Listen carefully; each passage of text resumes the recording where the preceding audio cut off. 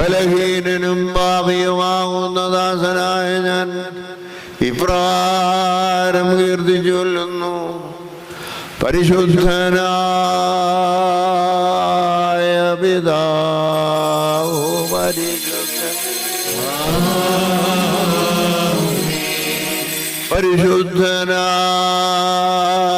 പരിശുദ്ധനായ പുത്രൻ പരിശുദ്ധൻ, ജീവനും വിശുദ്ധിയുമുള്ള റൂഹ പരിശുദ്ധൻ. താൻ നമ്മുടെ ആത്മാക്കളുടെ മേലും നമ്മുടെയും നമ്മുടെ മാതാപിതാക്കളുടെയും സഹോദരീ സഹോദരങ്ങളുടെയും പ്രഭുക്കന്മാരുടെയും ഗുരുക്കന്മാരുടെയും വാങ്ങിപ്പോയവരുടെയും വിശുദ്ധിയും